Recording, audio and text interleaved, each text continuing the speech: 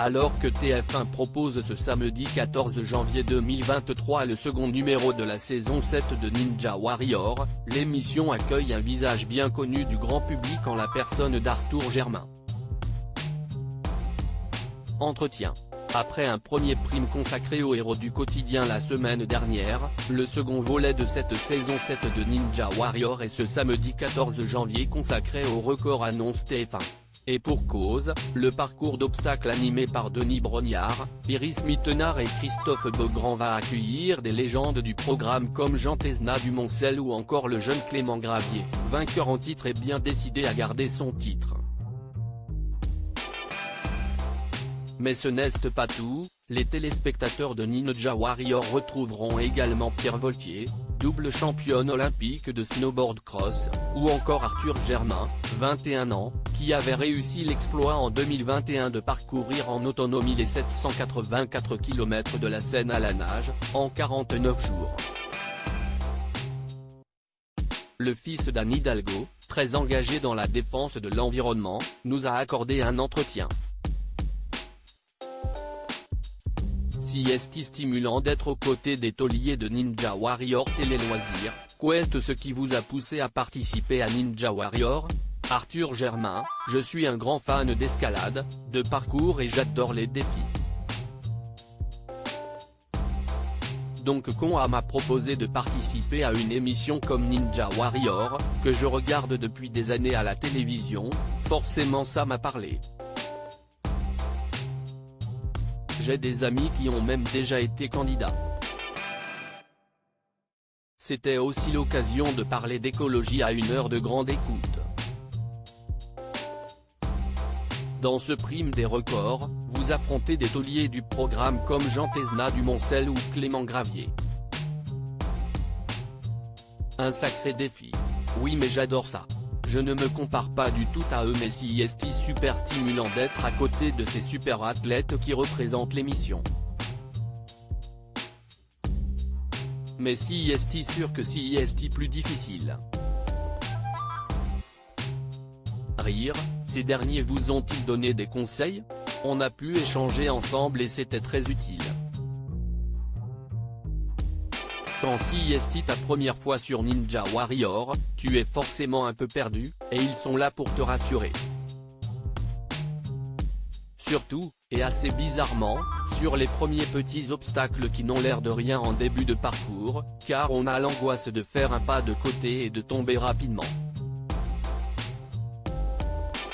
Mais eux aussi les craignent. On est tous dans le même panier. Je me suis cassé le poignet juste avant le tournage. Avez-vous suivi un entraînement spécial? Oui, je me suis mis à l'escalade. Mais pour l'anecdote, je n'étais pas sûr de pouvoir participer à l'émission car je me suis cassé le poignet 2 mois avant le tournage. Je me suis vite remis mais j'ai eu une petite rechute 2 semaines avant l'enregistrement. Mon poignet me refaisait super mal à cause de cette fracture du scaphoïde qui met du temps à se réparer. Donc c'était difficile de bien me préparer. Heureusement, le jour J, je ne sais pas si est l'adrénaline mais je n'avais plus du tout mal et tout s'est très bien passé.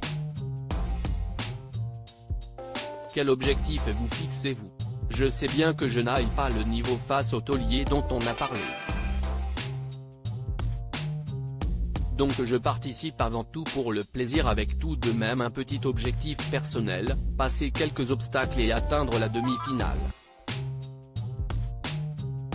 Mais si est compliqué car malgré mon expérience dans le domaine du parcours, dans Ninja Warrior on ne connaît pas les obstacles et on n'a pas le droit à l'erreur. Si on n'a pas le niveau physique, on ne passe pas.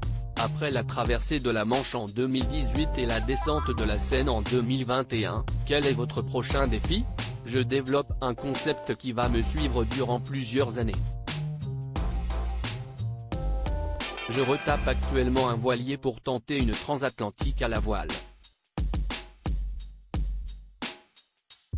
Je veux en faire un laboratoire du low-tech, si est l'idée de se débrouiller avec les moyens du bord et de remplacer tout ce qui fait notre confort. J'ai aussi d'autres plans en tête, je fais beaucoup d'alpinisme et je sors de l'univers de la natation.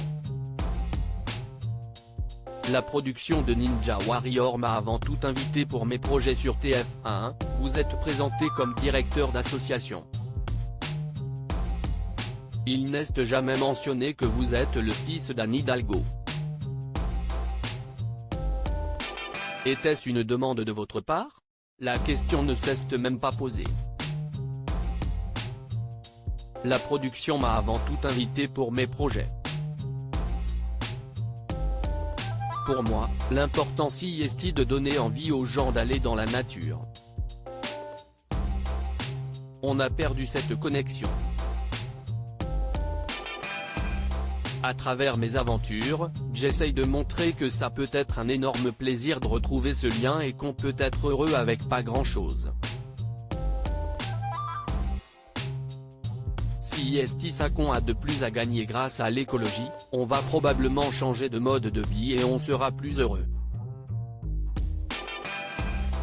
Si est important pour moi de faire passer ce message à un large public. D'où ma participation à Ninja Warrior. Aimeriez-vous participer à d'autres émissions sportives ou d'aventures comme Koh-Lanta, Pékin Express ou Fort Boyard? Pourquoi pas, oui. Je n'ai pas été sollicité mais je me laisse la porte ouverte.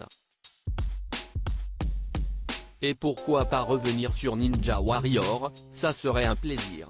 À lire aussi Anne Hidalgo, son fils Arthur Germain révèle qu'il n'a pas voté pour elle au premier tour de l'élection présidentielle.